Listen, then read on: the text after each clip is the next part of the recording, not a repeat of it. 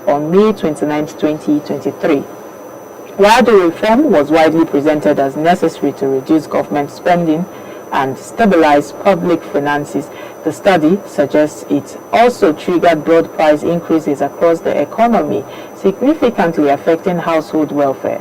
According to the research, the immediate impact of the reform pushed the poverty rate to about 63% before moderating slightly after the introduction of social protection measures such as cash transfers. Even with those interventions, however, the poverty rate only declined to around 56.2%. The study also found that the effects of the reform were uneven across income groups. While higher income households were largely able to absorb the economic shock, low income households experienced the most severe loss in purchasing power. Beyond the numbers, the findings have renewed conversations about the real social cost of economic reforms and the need for stronger safety nets to protect vulnerable populations during periods of major policy transition. So this morning, we are taking a closer look at the implications of subsidy removal, the rise in poverty levels, and what this means for Nigeria's broader economic reform agenda. While the conversation around subsidy removal under President Bola Ahmed Tinubu is one of those very complicated economic debates in Nigeria, Nigeria has faced for decades now. Because I think we often reduce it to simple arguments, either as a policy that is good or a policy that is bad. But we need to understand that the reality goes beyond the policy that it's good or a policy that is bad. It's more layered than that. Because the first thing to understand is that fuel is not just a transportation product in Nigeria. It is an economic backbone. So anything that touches it, anything that hampers it, there's a ripple effect, and the ripple effect is always negative. Petrol powers generator, petrol powers transportation, businesses, especially small businesses. I mean, even water pumping, just the other day we saw what was trending. The Kunle Afolayan, a filmmaker in Nigeria, a popular filmmaker, came out and was complaining that his facility, which is, what do they call it, his film village, he's battling with keeping the place running because of the cost of diesel. And I think before that, a week before that, veteran Pet Odechi came out and he was complaining about the running cost for how he's buying for his home. He's spending 40,000 naira every day. So we know the ripple effects of all of these things. Everybody suffers for it. All aspects of our life suffers for it. So when the price of petrol increases, it affects, the effect spreads. It spreads almost across every sector. It's not even about, this time it's not selecting, it's not about the rich, it's not about poor. Everybody suffers for it. And so I just feel like the chain reaction is almost immediate, and there's an uncomfortable reality to this, because the subsidy system itself had major flaws. Even if the president have come out to tell us that it is good, he's beginning to see the positive effect of it. For years, we know that Nigeria spent billions of dollars every year trying to subsidize petrol consumption. But most times, economists will come out and their argument is that much of that subsidy did not benefit even the poorest Nigerians. Did not benefit, Nigerians, and most especially the poorest Nigerians. And a large portion of it benefited urban fuel consumption and even cross-border smuggling, if we check back. So policymakers believe that, one thing they believe is that removing fuel subsidy would free government funds for, other investment. But the real challenge is what economists call the transition shock. When you remove a long-standing subsidy, the economic adjustments can be painful, because any benefits, it can be painful rather, because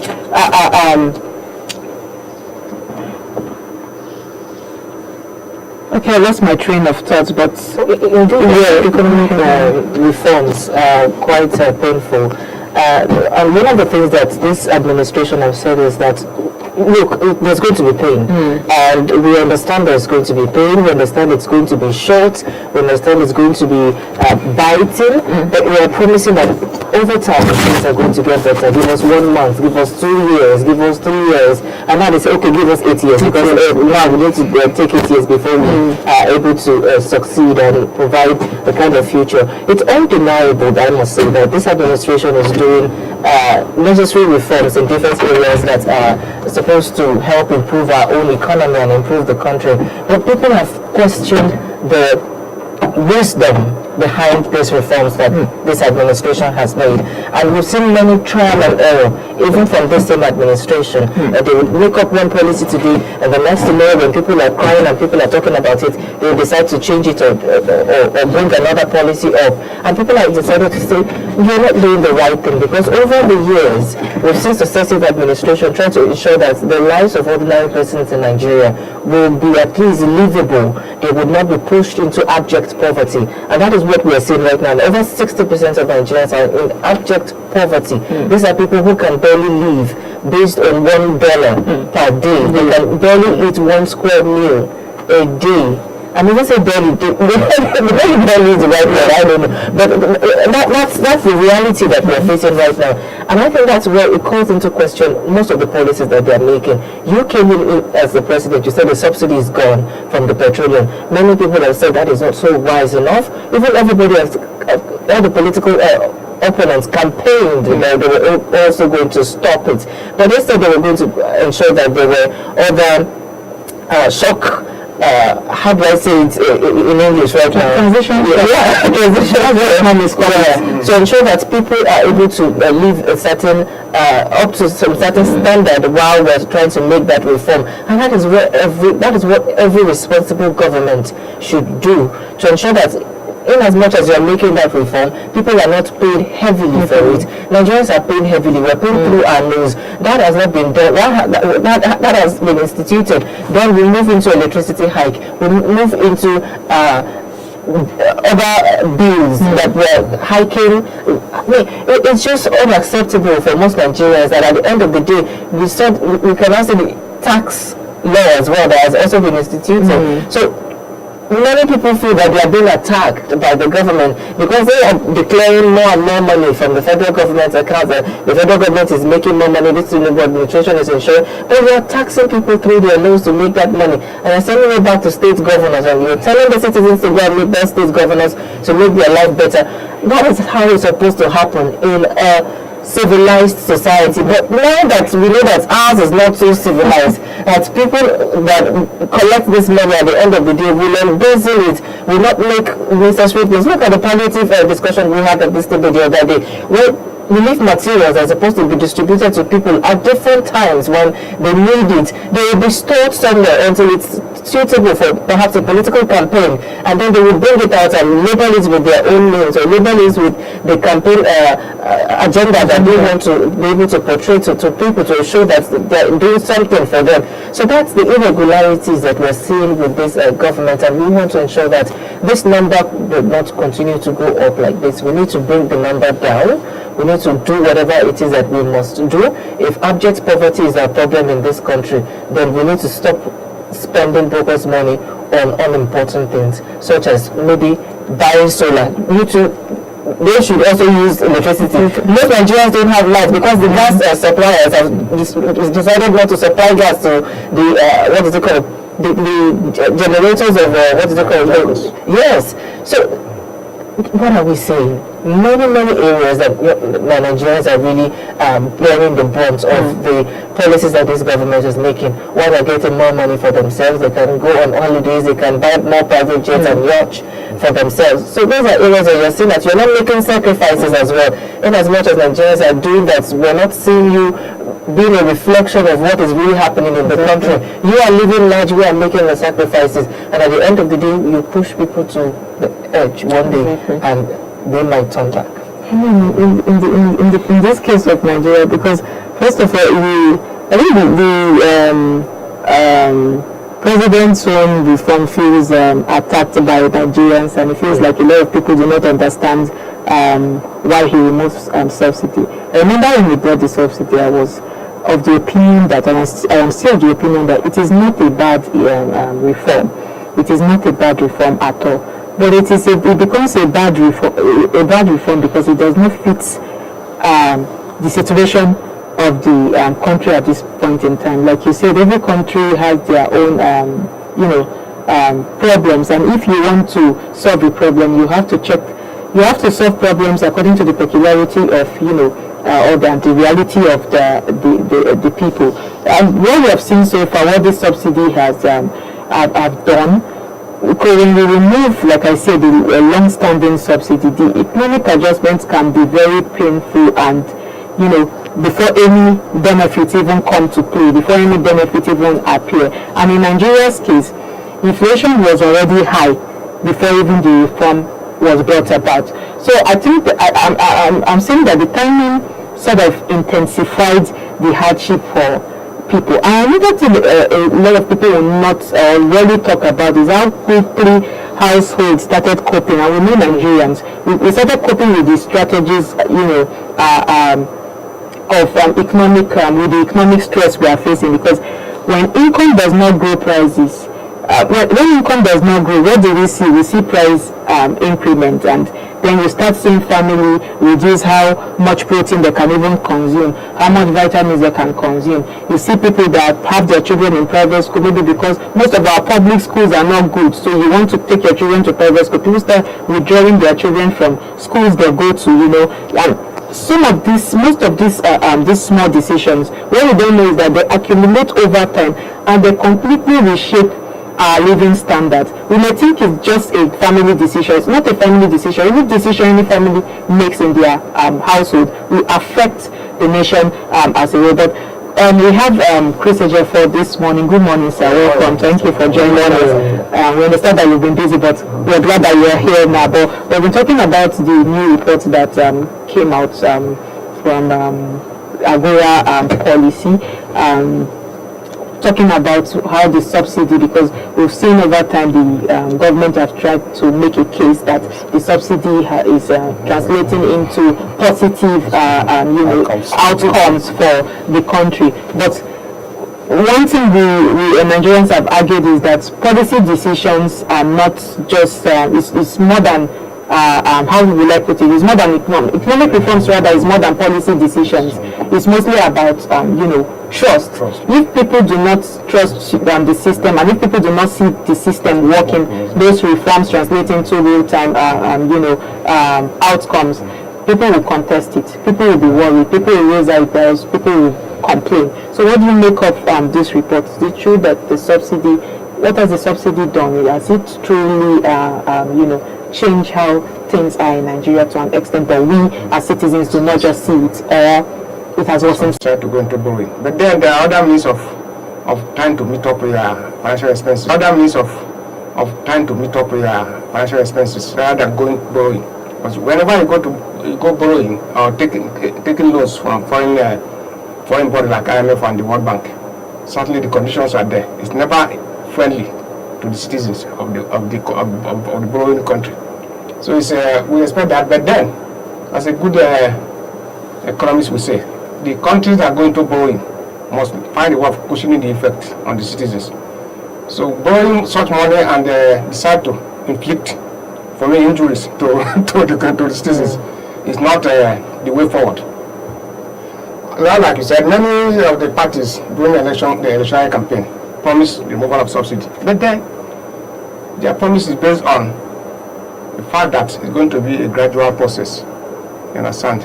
Gradual process, not removing the entire subsidy once at a time. You understand? It's going to be a gradual process, so that the people will not feel it.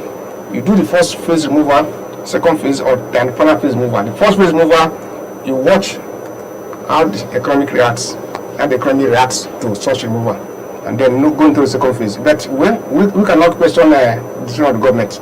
They have removed it and they remove it. Then how do they solve the problem of the impact on the citizens is what we are going to talk about now. You see, understand? So you see that many households, like they said in the report, are the ones suffering the brunt of this removal. Nothing has gone up in this country that comes down again.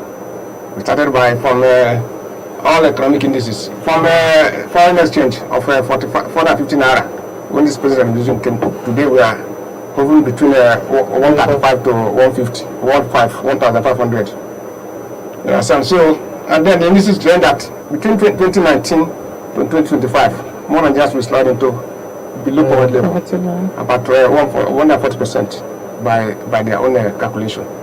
And the more or less we are seeing it happening now. When people are going to this, understand? Okay, when you say subsidy, actually what subsidy have the government removed? Or which one have they used to cushion the effect on the masses? Is it transportation? Can we enter CNG vehicle now, as they promised us, and then maybe go to somewhere else with a minimal cost? No. So it's all about the other effect. If you allow the citizen to face the pains on one side, you cushion it on the other side. Is it medical? You go to do a man operation, they are telling you 800,000 naira. Just to do appendicitis operation that we do with 30,000 naira before. You cannot do those things. So which area? Is it agriculture? Food inflation is going up. Not now come down. So you call it Indeed. Indeed. You mentioned something that I would like you to touch on. Indeed. You mentioned something that I would like you to touch on, which the multilateral institutions that Nigeria also seek funding from, perhaps in terms of loan or in terms of grants when it comes to different projects. But many have criticized that move from Nigeria, that Nigeria has become a country that we listen more to IMF than our own economic reality in the country. And when we look at other countries in the world, such as even the United States, who is also one of the largest member when it comes to this multilateral institution, and they would higher influence in all of those countries. When we look at different Southeast Asian countries or other Asian countries, Japan, China, Korea, or even the Philippines, most of those countries do not have a benchmark based or operate based on the projection of the IMF. Yes, we're still seeing them develop, we're seeing them looking at their path, creating their own development paths, completely different from what IMF has instructed them or projected that they would be able to achieve. And over time, and again, we've seen that they've exceeded most of even the projection that IMF has done for them. So are we, is this present administration of President Bola Ahmed Tinubu listen more to IMF and World Bank, because they tell them do away with the subsidies, do away with electricity subsidy, do away with this and that, and then to just float the naira, make everything, make the markets determine the price of the currency and all of that. Do you think we're listening too much to all these multilateral institutions rather than looking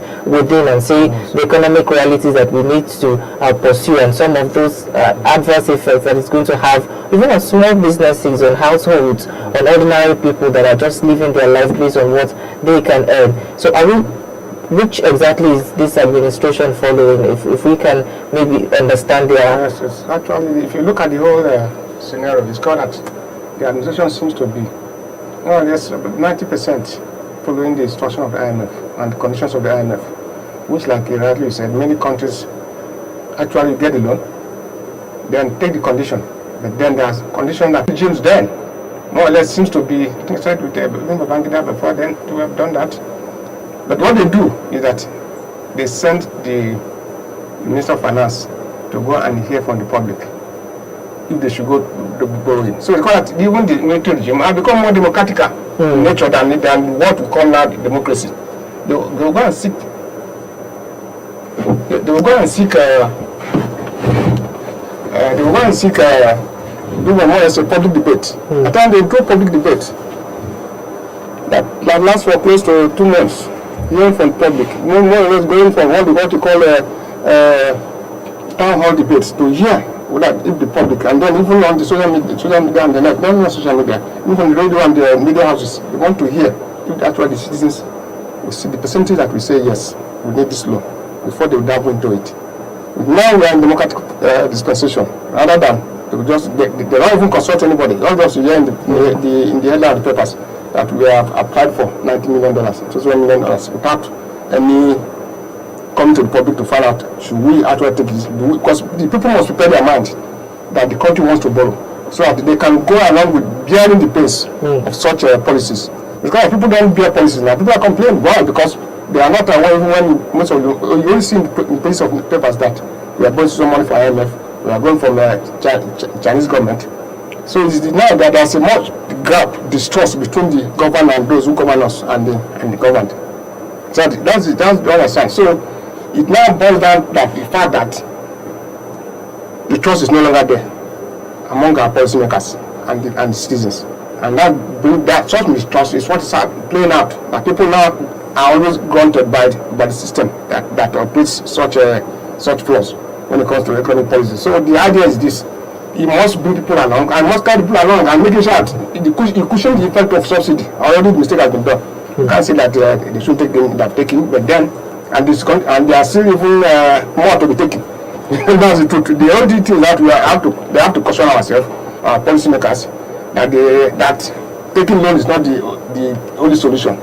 You must grow other aspects of the economy or you take loans. You must make sure that about the transportation. I was listening yesterday in one of the papers. Someone was saying that he used to fly Lagos Benin by 18,000. Agreed, and that's a fact. But today I think close to 400,000 naira to fly from here to Calabar. In our sound, look at the disparity. So and the economy is not even helping matters. So for you to now say you want to be moving by air, can you look at your salary? The salary, because even the so-called salary increase, does it take care of these such shocks, economic shocks? No. So the government must look inwards to see how they can cushion these effects and make sure that our systems are working. Because if systems are working, nobody should be able to issue of. But now it's got even the airline operators are competing without giving quality service. But now increasing the price, they were telling Jet A1 fuel has gone up, and the government is not coming there to subsidize all these things. In major bigger countries, even in the Western world, government subsidize. I know they're doing COVID. I know how much America I know how much Britain put in the system into aviation. Over $300 million were put into aviation just to make sure that for post-COVID shocks, to make sure that people fly. So our government must be in tune with what is happening in the country when it comes to economic variations. So we want to that about questioning I think they brought about the government brought about the cash transfer program that they want to use it to cushion it, but we saw the impact of that. And if we are talking about cushioning, bringing programs that will cushion mass suffering or poverty or whatever you call it, and social protection is exactly what economists recommended when they brought that program. Yes, that economists said instead we should think of social protection during the time of that reform. But the real question is not even about the cash transfer program they brought.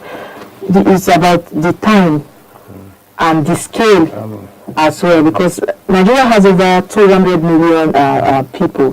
So even if cash transfer program reaches in 1 million, let me say let me say a few million households, let me not put a number to that, let me say a few million households, a very large portion of that population will not still be in that safety net. They'll still be ousted from that safety net. So the challenge here is on identification, because in other countries that have strong social protection welfare systems, you see that government maintain a detailed database of citizens, so that when they want to do something like cash transfer or give out money or do any transfer, cash whatever programs, it will be easy for them.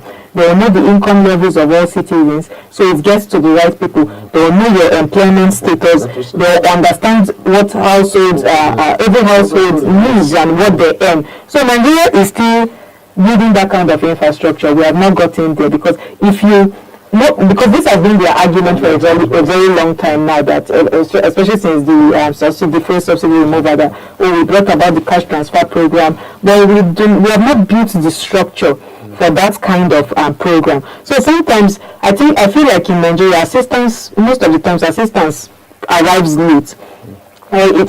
Sometimes even if it arrives early, it does not even reach the people that it should reach at all, and that is because we do not have a proper data base. So it's going to continue to increase the hardship, increase the cost of living for people. For instance, let's say one household now, you give a house, let's say they are running costs in a household, let me not even put it, set the bar to, let's say it's 40,000 naira or 50,000 naira because of maybe higher food and, transport costs, and all of those things. That's and then you are coming out to say you are giving them a one-time transfer. And the money they are talking about, mind you, I think it's 25,000. The only person I know that received it, the only person I know that confirmed that he received it was 25,000 naira. And 25,000 naira for you alone is, we are still trying to understand how to manage that. Come to talk of you are giving a household that has a running cost of, and reducing it to 40,000 naira. 40,000 naira is not even enough. How will that, go? How can that solve the problem of, that family in a long time? So I just feel like it doesn't mean that, what I'm saying is that, I'm not saying that social protection is useless or all of this cash transfer or whatever is useless. I'm just saying that we have to think of designing it so it can be effective, so that the safety net in the country with our population size will, amount to real, outcomes, proper outcomes, desired outcomes. If not, we'll keep talking about this poverty thing. But I just wanted to add to, the safety, because that's the argument that will come out if we propose social protection, what did I say, to cushion the effect of poverty. Now, you're going to say something, right? Yes, indeed. Another angle that I want us to look at is that when we talk about poverty, it seems to go hand in hand with hunger as well. And there is a huge malnutrition, especially when it comes to infants and toddlers in this country. So what exactly can we do to ensure that there is enough nutrition-based meals that will be provided for young children in the country? Because most families now are being pushed into a situation where they can't even afford to buy pack to feed their children. So let alone be able to buy SME good and naan and all of that. That's even out of the reach. And when we have issues like this, that there is huge number of Nigerians, a huge percentage of Nigerians go down the economic ladder, we continue to see different insecurity or security issues also will emanate as a result of that consequence, because people are then being introduced into things that they would not ordinarily do. People are becoming the devil's workshop because they are idle, and people will venture into different illicit activities or even commit crime. So at the end of the day, it seems as though we're just reverberating around the same circle, that we're creating a problem economically, and then we then have consequences of that when it comes to with children, when it comes to even with young people that would venture into different things. And when they venture into another thing, it creates a security challenge, and the government then has to pour more money into security. And when we put more money into security, perhaps the healthcare is also lagging behind when it comes to investment. So how do we ensure that the government knows their priority, right, where they need to invest their money or put their money, or even ensure that there is a cooperation or partnership among state governments, even private institutions, to ensure that there is adequate plan when it comes to a cohesive structure in building a nation like Nigeria? Because it seems as though when we focus on one area, then we have issues in another area. There was a recent video that surfaced online of former Minister of Power, the former Governor of Lagos State, Fashola, who before he became the Minister of Power during the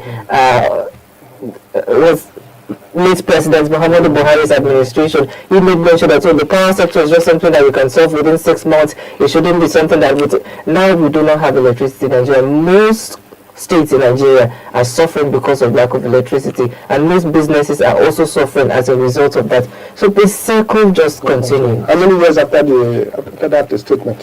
How many years after? This is more than 10 years right now. So that's the problem. You see, it's kind of the problem that the major problem we have in this country is mixing policies, economic policies, with political policies and the undertones in a sense. Because the government will have the will, actually, to execute certain plans. But once you mix economic policies and political policies together, things don't work. You know that Nigeria, we mentioned about the issue of having enough proteinous for our younger ones. Nigeria has the highest percentage of infant mortality among the countries that have a higher percentage of infant mortality in the world today. What is happening? People are getting maltreated. Children cannot even have the weight protein which required at a certain age, all because of what? Economic empowerment, no power, economic empowerment. The parents are not empowered. You understand? So it's got all this trickle down to issue of policies and policy distrust between the government and the government. And it's all boiled down there. And you see, where we are mixing up politics with economics, things doesn't work. Okay, you want to share palliative, like she rightly said, you are sharing palliative. You know, we have new. If they decide to cut everybody's money today, I think about, let me say, 150% of Nigeria, about 150 million of Nigerians, they now have to get their money. If you borrow money now from OPay, they will call you to 10 times. So they know all this is. They understand. So there's a way, like you said, when I talking about that time of during COVID-19, the other good countries were sending money to people's account without they going to queue up or belong to any political party. That's a way issue of mixing economics and politics. We are having it wrong in this country. Understand? When it comes to social welfare or the welfare that concerns the citizens, the citizens, you don't mix up with politics. No matter you belong to this party, belong to this party, or this social area, voted for social party. Because that's what we are facing today. When they want to take Chinese decisions, they will say, this area, who did they vote for during election? They make sure that they satisfy the people there because they voted for the particular party during election. Rather than seeing the whole package as their constituency and facing the economic challenges. So you see, we should do away with party politics in Nigeria and face the issue of national reconstruction. I don't have any other question because Engineer Chris has done justice to that beautifully, as always. It's okay. What would I say? I'll just add to that. I think I did not hear said everything because we are in Nigeria, so we understand that. I think the just like he has said and you have said as well. The conversation, I think this is even where the conversation really becomes with what he said, very, should I say, philosophical, because every country, we understand that every country faces, how should I put it, difficult economic reforms, at some point in time that becomes sort of unavoidable. But we understand that government cannot indefinitely maintain policies that drain public finances sometimes. But what we are talking about, when we talk about reforms in Nigeria, our government should understand that the old people, the old society, the willingness to protect citizens, especially the most vulnerable citizens. So if we bring out a reform like this subsidy remover, and you continuously claim that it is something that is going to change the life of the people, and people should, what did he say? People should bear suffering for once. People can bear suffering, especially Nigerians, we are resilient people, but any suffering any struggle that will not translate to reward for us is where the problem is, and it is taking too long, even if we must bear it. And I'm not of that school of thought that you must suffer to get something that is good. I think that is past ideology that you have to suffer to get everything. You don't have to suffer to get everything. I mean, we are in a time now where you can think of, there are so many alternative options. I think the best thing the government should have even done, the president should have done, when you look at the situation of the country, put alternative measures in place before you start thinking about removal of fuel subsidy. And in this case of Nigeria, I think what makes the debate particularly sensitive is the fact that people do not already trust the system. Yes, the public trust has been eroded for a very long time. So you are, because I saw some of the president's cabinets, they were arguing that, sometimes when they go for interviews, you will hear that Nigeria might be suffering for a very long time. But, I was giving birth to and I grew up and I met people complaining about economy, the country, the system. But I think you have doubled. What people are saying is that you have doubled what they could manage before. They are not saying it was too easy before, but you have doubled it. And you are somebody that came with so many promises of, I think that's why at some point the people believed in this regime and they're like, okay, renewed hope. I mean, it's implied in the name as well. Let's just, give small hope to and see what will become of this government or will come out of this government. And many Nigerians we're not just reacting to the fuel subsidy removal itself. What we are reacting to is, like I said, that decades of government failures, governance failures that have made people skeptical about, any reform that will come out and come and save them. So people tend to doubt it before even the reform rolls out. And if citizens were confident that the money that is being gotten from this reform, that is being saved as they claim from these reforms, would clearly translate into roads. We are seeing it that we can afford what do they call it, healthcare. I mean, just like what you said, I've witnessed it. We've had family members who have to carry out operations, and we've seen how much operations now cost. It's millions of naira. I mean, where would an average Nigerian see millions of naira? Even if it's similar, you want to spread it to all your needs. And so I just feel like people can endure hardship when they believe that the hardship is taking them somewhere, just like the president claims. But at this point in time, it almost seems like citizens are the ones who are evaluating the situation, the reforms, and what is happening now, and the government is doing little to nothing, because every day we come out and we see that a report is out that the subsidy removal. I mean, the report we saw earlier this year and late last 2025, we saw that the subsidy removal translated into real economic outcomes, but yet people are still complaining that nothing to show for it. So for me, I just feel like the real test is not just of this reform is not just whether it balances government accounts or whether government is coming out to say it is. I think Nigerians should just begin to see tangible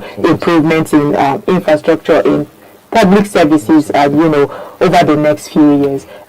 That's if we want to give this government another chance. I don't know. It depends on what happens in the next coming elections. We are waiting patiently to cover that and also share to Nigerians all the things that are going to be leading up to those activities, the primary elections that will happen, the campaign that go around different states in Nigeria, and also the grassroots activities and mobilization of different interest groups that are also interested in their own political parties. So all of these are different areas that Idea Television is going to capture, focusing on the policies that are being implemented, and also the innovation and technology that will be deployed on that fateful day, I should call it, because it has always for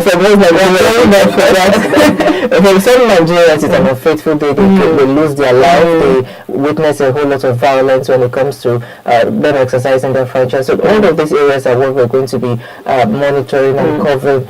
But I mean, we're still a little time before 2027. Let's go up to for 2027. But that's the much we can take for the discussion segment. I'll be back with what's trending after this break. Stay with us.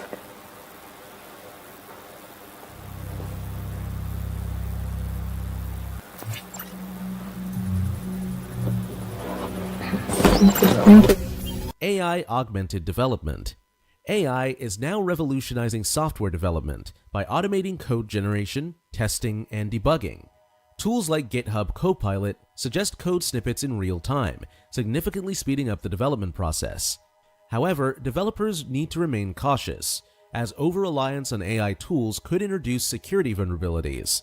As companies push for faster software delivery, AI augmented development is becoming essential for maintaining competitiveness.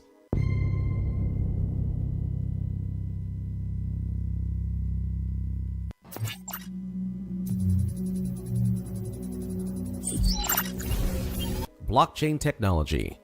Blockchain is most commonly associated with cryptocurrencies like Bitcoin, but its potential goes far beyond that. Blockchain offers a decentralized, secure, and transparent way to record transactions, which is being applied in industries like finance, supply chain management, and healthcare. For instance, blockchain can verify the origin of products and supply chains or ensure the integrity of medical records. But blockchain still faces hurdles. Its energy consumption and scalability are major issues. By 2025, the blockchain market is expected to grow to $39.7 billion, but widespread adoption will depend on overcoming these challenges.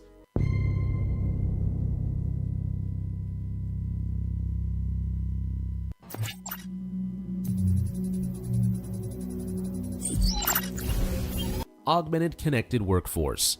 The Augmented Connected Workforce leverages remote collaboration tools, AI insights, and wearable devices to enhance productivity. This trend is especially relevant in the era of hybrid work models where teams need to collaborate from different locations. Tools like Zoom and Microsoft Teams have become essential for communication, while wearable tech monitors worker health and safety. However, companies must balance employee privacy with performance tracking to avoid ethical concerns. The workforce management tools market is forecasted to grow to $9.3 billion by 2026. There you have it, the 20 game-changing technology trends shaping the future as we speak.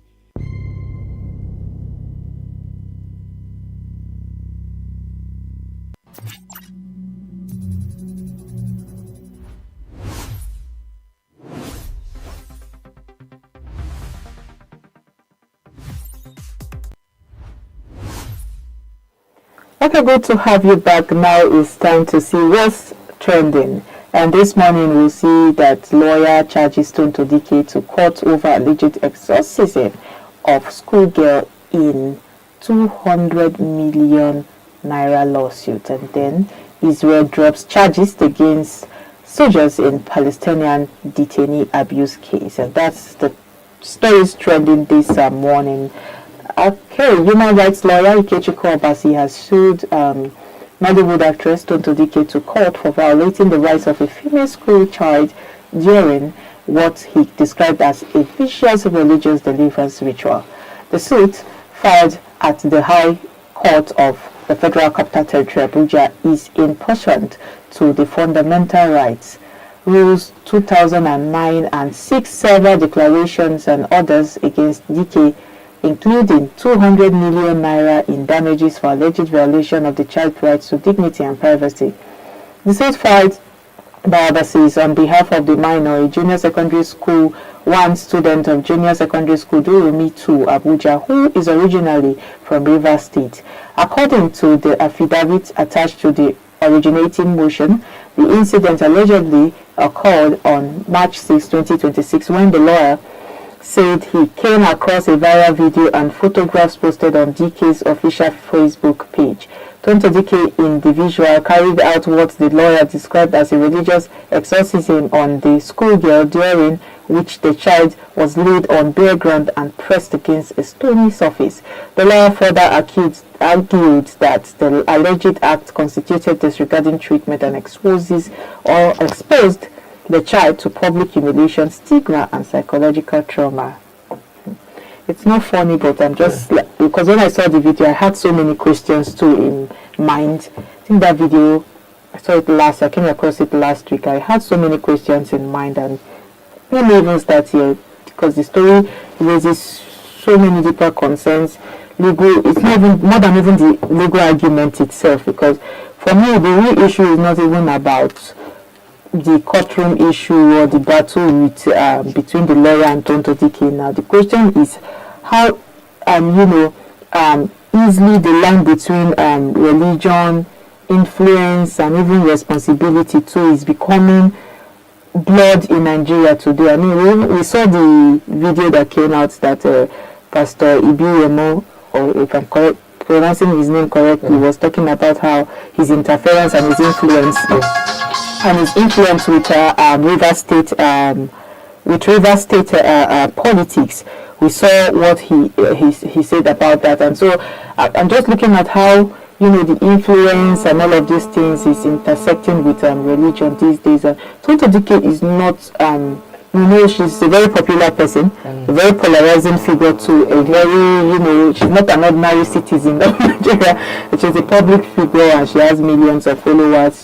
She was an actress and she's very famous on social media, especially even with so many, she has been involved in so many cases, even in politics and whatnot, and she has evolved, being known mainly just as a Nollywood actress and presenting herself as now this time around she's coming out to present herself as a born again. I mean, this is not the first time it started. I think she started at one point in time, it slowed down, and then she picked it up again, especially after her deliverance video came out, and then she brought a lot of testimony, made news, and she's also a philanthropist. I mean, I've been following her, I've been seeing what she does with her foundation, and I think that transformation also matters, because once someone occupies that kind of space, people, especially young people, tend to see them as moral authorities. So they feel like, I think that's where she got the rights, the authority sort of, to, carry out or do whatever she has done. And I think where the problem begins is that in Nigeria,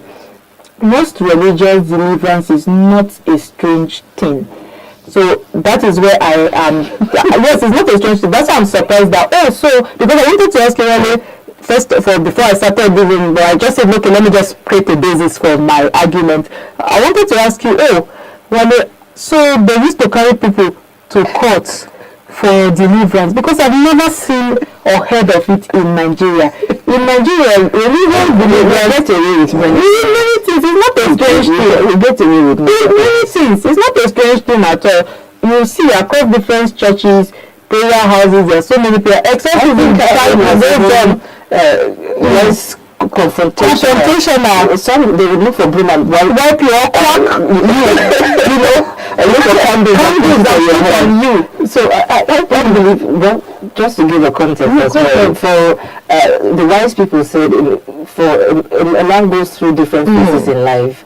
And we're seeing Tonto Dike in another phase in her life right now. There's the era of Tonto Dike who was in the Nollywood.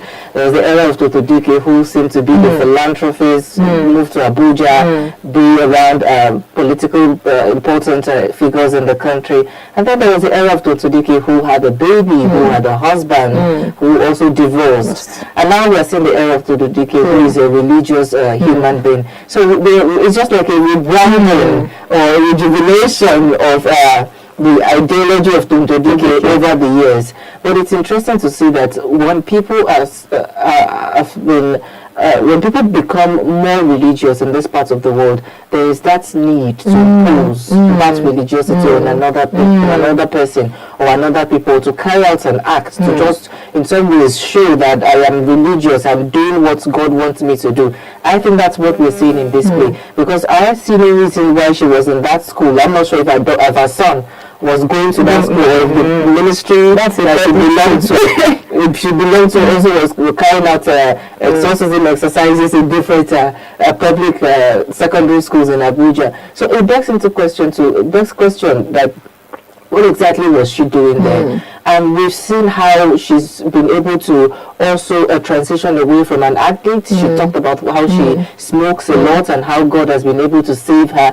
And if God has saved you, let God continue to save you. Do not put yourself in trouble by going into different people's homes. We've seen a lot of volunteering activism that she's been doing in the church, sweeping, arranging chairs, just being there. She just wants to serve God. She's not the only person. There's another person who has also left the limelight when it comes to the entertainment industry. That is Chidinma as well. She left the secular music space and went into religious gospel music. She's been very, very private over the years.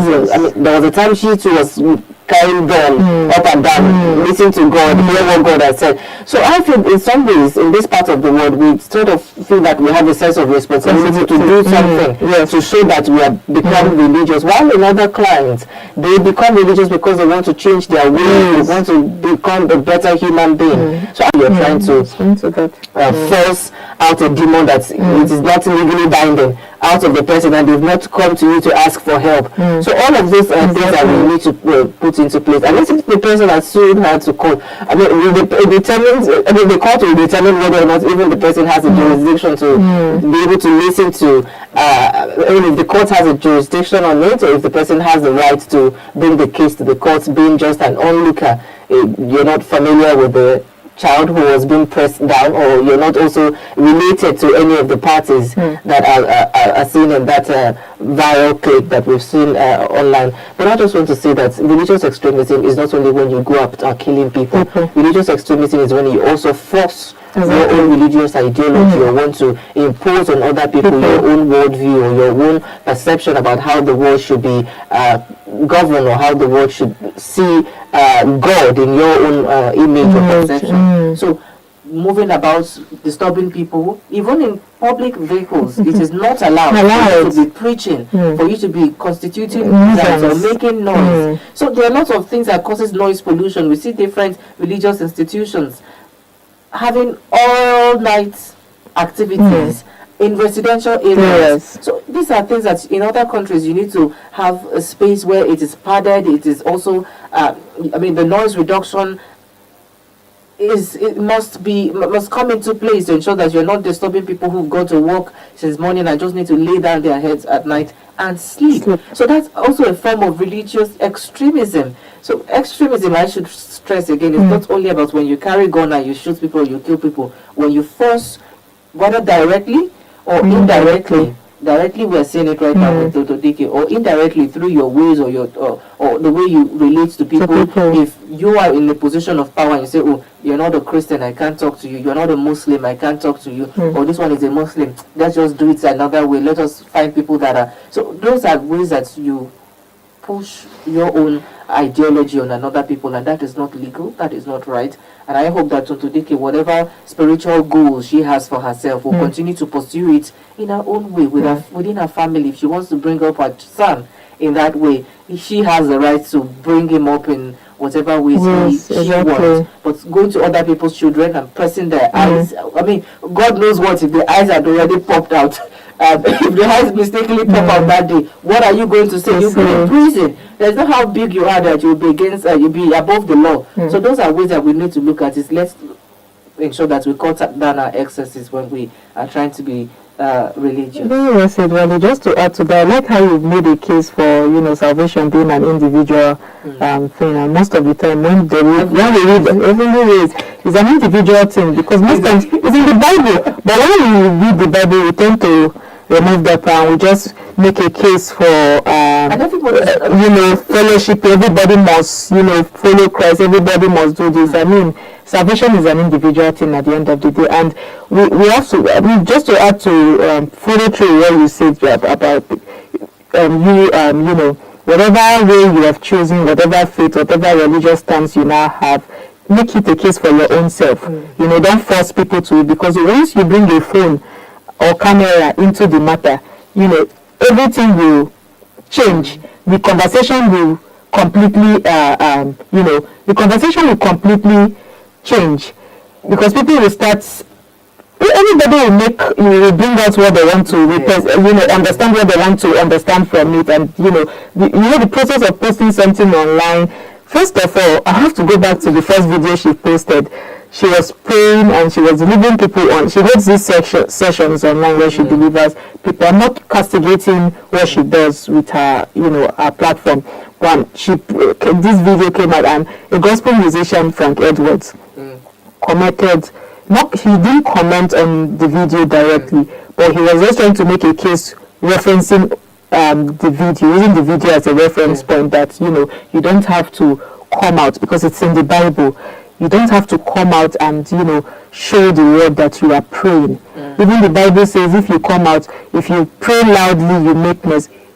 God says that I will not answer those kind of prayer.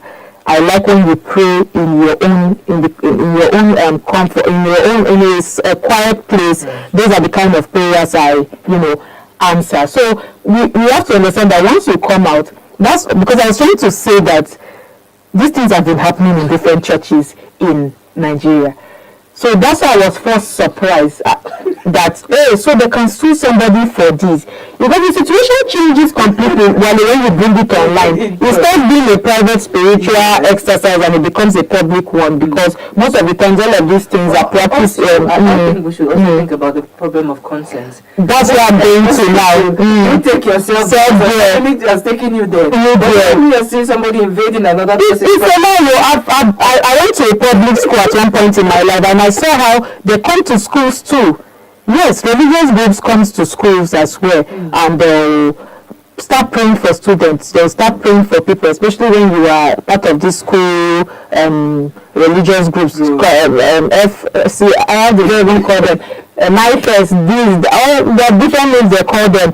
You hear, or Catholic Association, you see, well, Catholic hardly carries out all of these things, but most of these Pentecostal churches, you see them, they'll come and they'll start praying for, students, holding deliverance sessions. So it's something that has been very prevalent in the religious settings, and and people allow that, especially in this society. But I'm now moving to where dignity now, the issue of dignity now comes in, because I have to now search the Child Rights Act. We're still the Child Rights Act of 2003, because children are particularly vulnerable in situations, exactly, like this. especially situations they cannot fully understand the long-term consequences of. And the long-term consequences, I have to be particular about digital exposure. The long-term consequences of digital exposure is very bad. A video that is posted today can remain online till forever. Till forever. It's not there. I'm just looking at that. Saying she wants to become the president of Nigeria. You know how many people will use that? We go back to that. It's being pressed down. I mean, a campaign video now is circulating. I'll make a video that's to mock her in future. Even amongst our friends. Our friends have seen it and all of that. And can I also critique how religious institutions in Nigeria have made it like a duty for anybody that has converted or anybody that is becoming religious to somehow bring 10,000 people on board as well. That's what I was saying the other time. I don't, my own religious views, I don't believe that I have that sort of responsibility. I want to be able to influence my behavior, with the way I react to things, with the way I live my life. I should be an exemplary figure to other people, so that they can say, oh, this is a religious person. His way is good. He behaves well. I mean, good things that they can emulate from me. But in Nigeria, particularly when it comes to Christianity or Islam or whatever religion, there's that really deep sense of responsibility with people to just go and win souls, just go and bring people, just go and do the salvation for God. There's just doing. And rather than you just committing yourself to God and being who He wants you to be, or just following the doctrine and becoming a new you. And that is what most people want to see in you, not you just showing it. There's just a whole lot of showingness or showing when it comes to religious practices, and I don't know where it's stemming from, but I mean, we should understand that, especially when it comes to minors, it's very, very important that we be careful. Because even if we say Nigeria is not a law-abiding country, there is one law that I know for a very long time that has been very, very active, that have been practiced fairly, very strongly, and which is that Child Rights Act, yes, and it states that so I won't get it wrong because I had to go and search it. Let me understand. I really want to understand why the lawyer took it, because which many states have domesticated, that specifically protects children from degrading treatments and public exposure that can harm their dignity. So I think the legal practitioner is very right to have taken her to court, and what courts will now determine whether what happened crossed the legal threshold or not. So I think it's okay. We should just be careful, especially so that I think we're running out of time, so we have to see the next story we have here. Israel has dropped all charges against 5 soldiers accused of sexually abusing a Palestinian detainee at a military detention facility. Israeli media outlets have reported closing a case that become one of the most divisive in the country's recent history.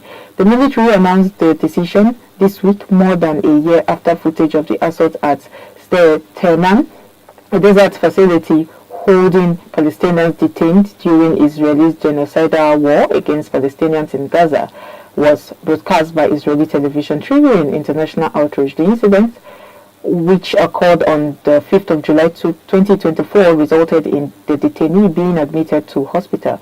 A doctor at the facility, Professor Yoel Danshin, told Israeli newspaper Haaretz he was so shocked by the man's condition that he initially assumed it was the work of a rival armed group. The military's own indictment describes soldiers stabbing the detainee with a sharp object near his rectum, causing cracked ribs, a punctured lung, and an internal tear.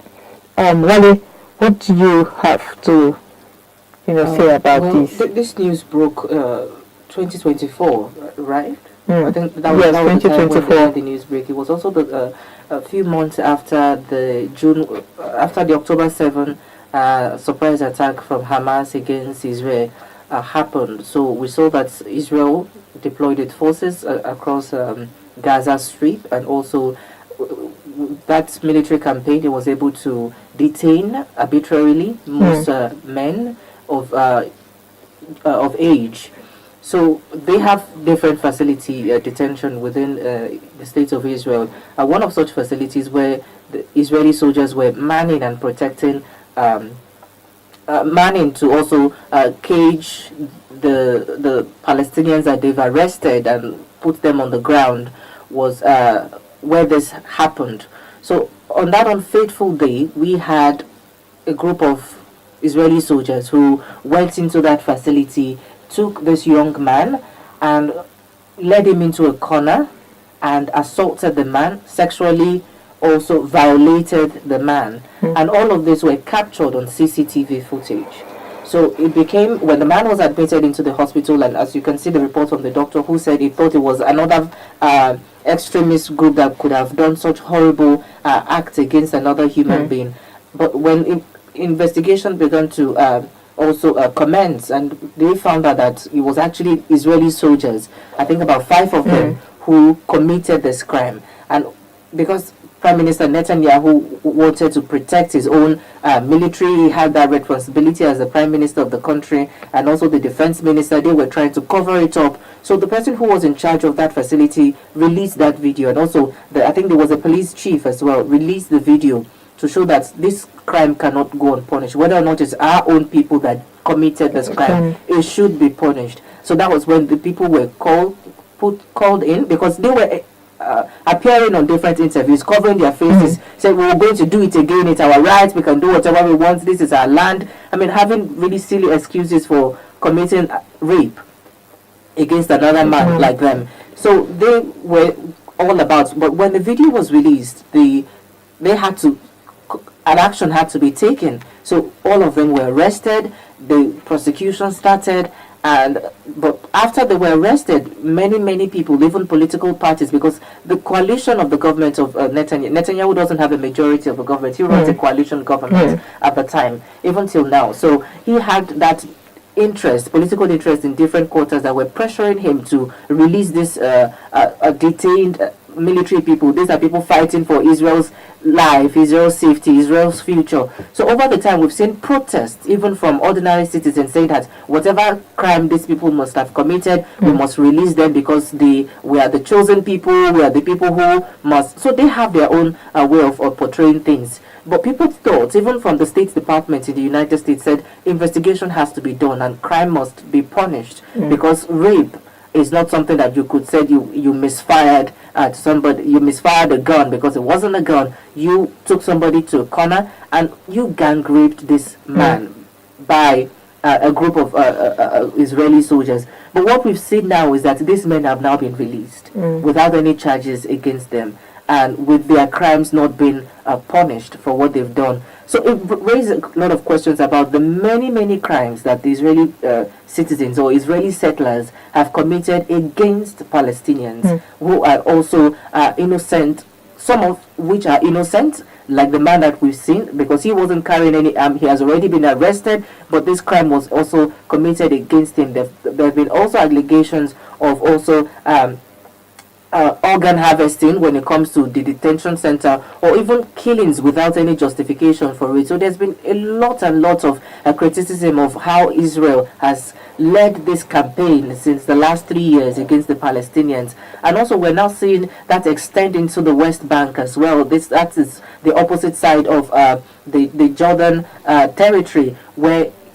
Palestinians also populate that area. So we're seeing more and more Israeli settlers go into those places, also destroy people's homes, take it, and there has not been any real consequence against those activities. So people are seeing the disparity, that there's one law for the Palestinians and there's another law for the Israelis. So this has really reinforced people's perception that, of course, equality is not what Israel is practicing, and they are not willing to hold their own soldiers accountable. Then who will hold them accountable at the end of the day? Very well said, Wale. I think this is a very complicated issue, and I mean, it just brings us into the complicated world of war, military justice, and also how much we hold people we can hold people accountable, from what I understand. And when I look at the decision of the Israeli military, as you've explained, what strikes me is not